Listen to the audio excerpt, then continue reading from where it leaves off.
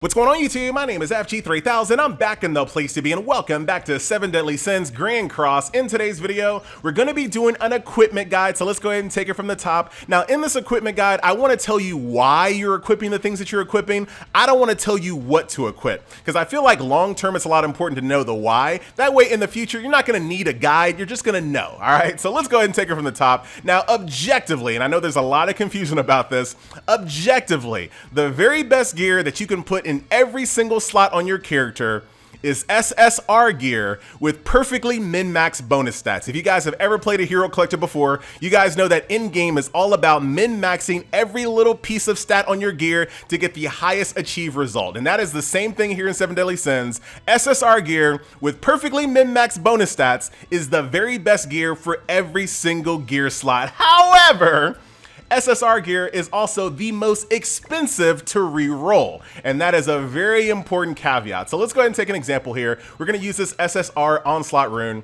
and as you guys can see, it has a base stat of HP over here, and it also has 2 bonus stats. And as you guys can see, if I want to re-roll this HP stat, because what you're kind of looking for here, you want this bar to go all the way over to the right. That's how you know that it's maxed out. And right now, you know what? I'm not happy with my HP, and I want to re-roll that. Wait a minute, FG. That's going to cost you 2 diamonds. That is very, very expensive, as you guys can see. And there is no guarantee that just because you use diamonds, you're going to have better stats at the end. You can use a bunch of diamonds and end up way over here at the very end of it. So re-rolling SSR Gear is extremely expensive. In fact, in a lot of instances, you don't really even want to do it because you could end up with way worse stats and a lot less diamonds. So that's the base stats. Including your bonus stats, ladies and gentlemen, those also cost diamonds to re-roll as well. And as you guys can see, 2 diamonds for your base stat, your bonus, your bonus, your bonus, your bonus. It can get very, very expensive very quickly. You do have the ability to use anvils to reroll stats as well. But for right now, those come out of the equipment gacha. Doing a 10 pull in the equipment gacha is 200,000 gold. So once again, rerolling stats on SSR Gear is just extremely expensive with no guarantee that you're going to get better stats than you started off with. So that's that. However, on the plus side, as you go down the rarity, it gets cheaper and cheaper. So let's go ahead and drop down to SR Gear, right? Same thing applies here. You have your base stats and you have your bonus stats. However, on SR Gear, you can actually re-roll your base stats just using gold. Remember on the SSR Gear, it was a diamond purchase. Here, just gold. So check it out. Let's go ahead and see if we can re-roll and get something a little bit better. And I think we did. There you go. And as you guys can see, this bar is moving slightly up. However, the bonus stats still do cost diamonds. You do get a 1 diamond discount, so it's a little bit cheaper than SSR Gear, but it still costs diamonds and it still costs anvils to re-roll your bonus stats. Once again, it's a little expensive. Now, if you move down the rarity one more time with R Gear and what I consider kind of the best bang for your buck, rare gear is only gold on everything. So rare gear when it comes to your base stats only costs 6,000 gold, and then rare gear when it comes to your bonus stats only costs 10,000 gold to re-roll. So this is what I would consider your best bang for your buck. This is why you see a lot of people running rare gear on their characters because it is the cheapest one.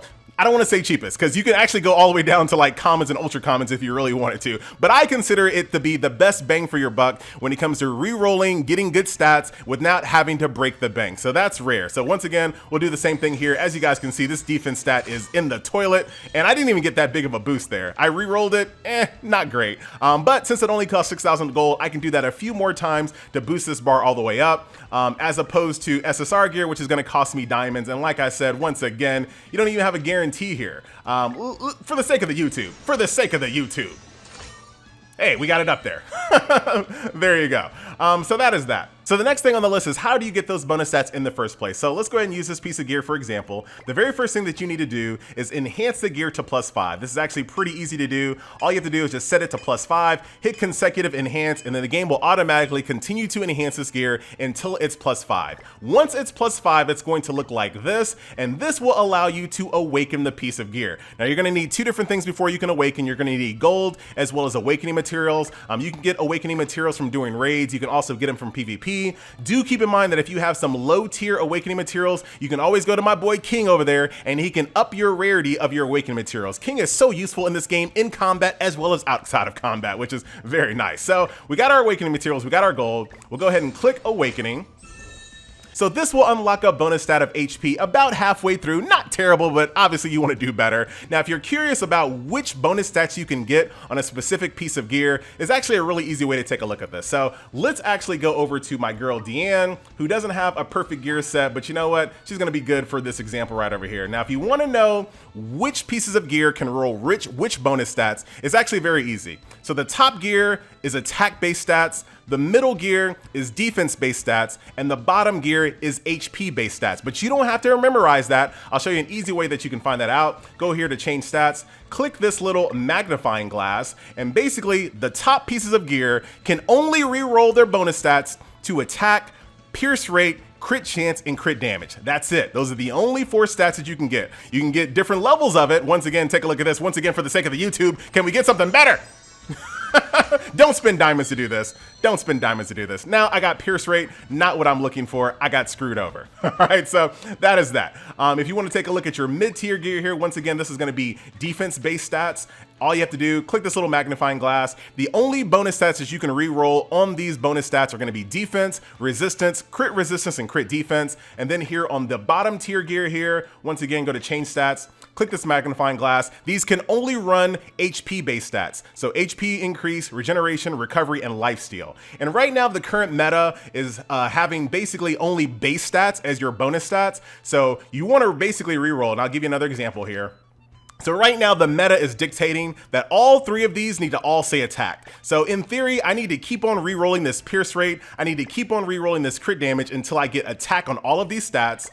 For this one right over here, right now the meta dictates that, well, crit resistance is not great anyway. The meta right now is having all defense and all of these bonus stats. And then once again, the meta is basically saying for your bottom slots, you want to have HP in every single one of these bonus slots. So that's kind of how it works. Another thing that you're going to be noticing is that a lot of people are still going to be running high rarity gear on the left side of the screen versus the right side of the screen. And you're probably wondering, what does that even mean? Well, the gear that are in the left slots actually have considerably higher stats than the gear in the right slot. So let me go ahead and give you a quick example with things that are actually the same exact rarity, right? So take a look at this little bracer here. This bracer has 236 attack, right? Just a regular old good old fashioned bracer that's on the left side of the screen. If you compare that to a ring on the right side of the screen, as you guys can see, 140 attack. So all of your gear that equips on the left side of your screen has considerably more stats than the gear that equips on the right side of the screen. So what you're going to kind of see, and once again, this is kind of up to you on how you do this.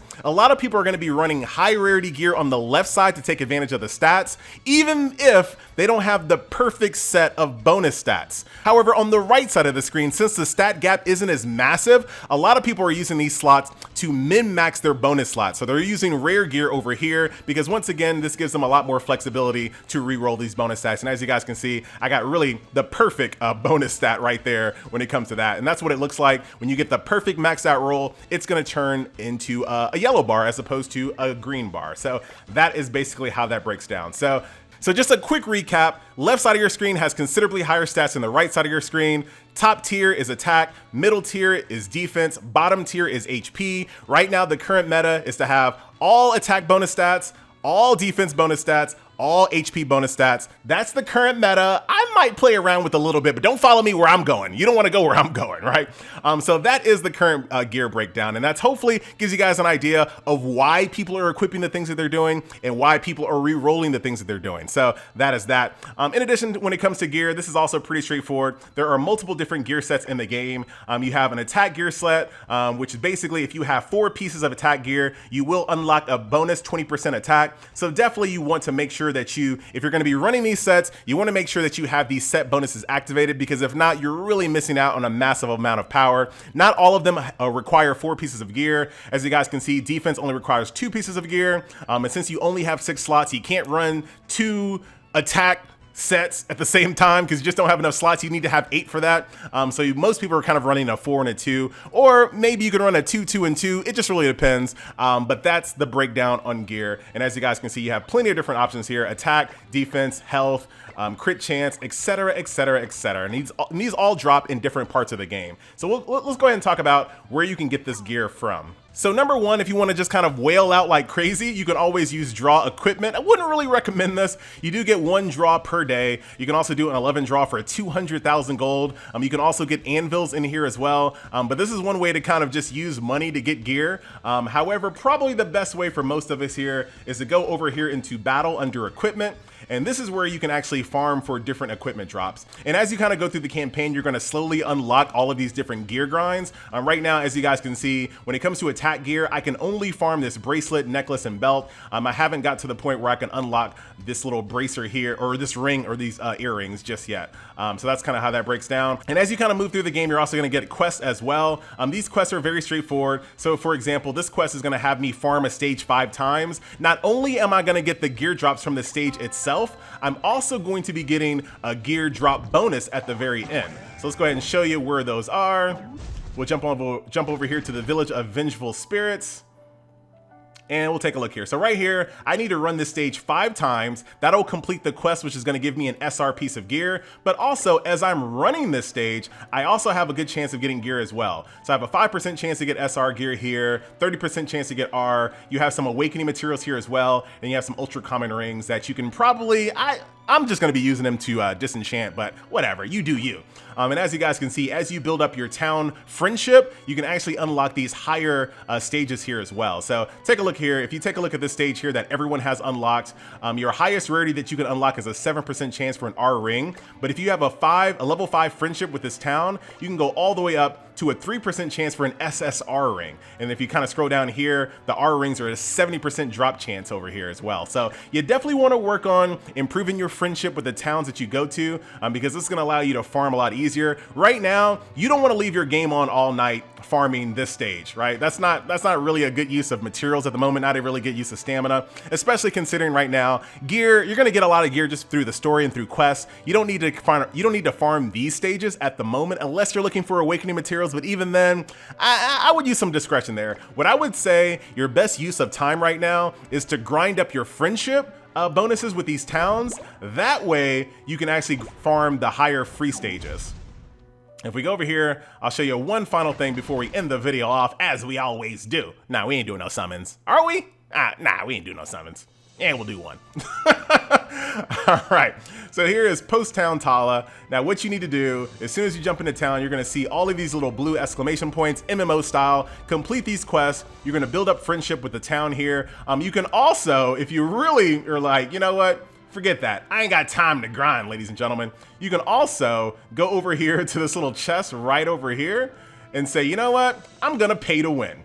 And you can go to this chest and basically spend gold to increase the amount that people love you. But it's pretty expensive, so I wouldn't really worry about that. I would just, like I said this in a previous video, just take your time, enjoy the game, take it as it comes, complete the side quests, have a good time. The game isn't going anywhere. You don't have to do everything today. We're gonna be playing this game for a long time, hopefully, so enjoy it for what it is. So that will do it. Ladies and gentlemen, boys and girls, once again, my name is FG3000. That was a quick look at a nice little equipment guide. If you have any more questions, I can answer them in the comment section below. Hopefully we kind of went over most of the things that people had questions on. I know I wasn't gonna do it. I'm gonna do it.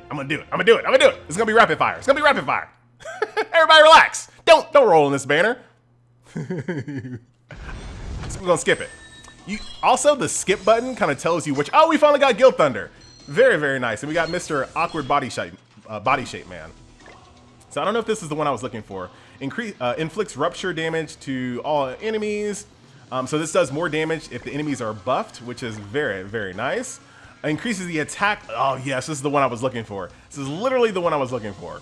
Because right now I want to have this buff. 60% boost. That's crazy. And then his ultimate. The shock, which is super annoying. Additional damage, 30% of damage dealt every single turn. Very, very nice. Guild Thunder in the house. Ladies and gentlemen, boys and girls. Oh, I need to do one more. Next video. I saw that draw bonus. I'm almost there. It crashed anyway. My name is FG3000. Thank you so much for watching. Enjoy, and I'll see you next video. Later.